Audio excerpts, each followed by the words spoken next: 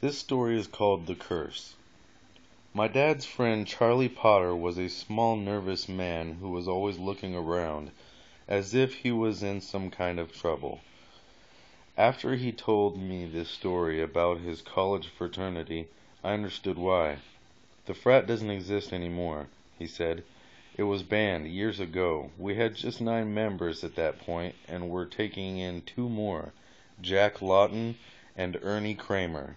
One night in January, just about this time of year, the 9 of us took them out into the country for their initiation. We took them to an old deserted house where 2 young men about our age had been murdered recently. Their murderer was still at large. He had not been found yet. We gave Jack a lighted candle and told him to go up to the 3rd floor. Stay there for an hour, we told him, then come back down. Don't speak, don't make any noise. If your candle goes out, carry on in the dark." From where we were standing, we could see the light from Jack's candle moving up the stairs to the 2nd floor, then to the 3rd. But when he got to the 3rd floor, his candle went out. We guessed that he had come to a drafty corner and the wind blew it out. But when the hour went by, he didn't come down. We weren't too sure. We waited another 15 minutes and got more and more nervous. So we sent Ernie Kramer up after him. When Ernie got to the 3rd floor, his candle also went out. We waited 10 minutes, 20 minutes, but there was no sign of either of them.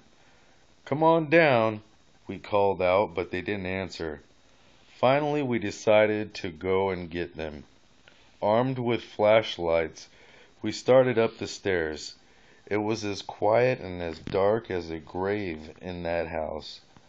When we got to the 2nd floor, we called out again, but there was no answer. When we got to the 3rd floor, we walked into a great big open space like an attic. Jack and Ernie weren't there, but we saw footprints in the dust. These led to a room on the other side of the attic.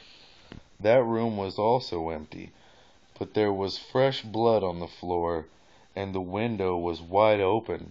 It was about 25 feet to the ground, but there was no ladder or rope in sight that they could have used to get down. We searched the rest of the house and the land around the house and found nothing. We decided that they were playing a trick on us. We figured that in some way they had escaped through the window and were hiding in the woods. The blood on the floor was to throw us off track. We guessed that they'd show up the next day with a lot of stories and a lot of laughs, but they didn't. The next day we told the dean of men what had happened, and he reported it to the police. The police didn't find anything either, and after several weeks the search ended.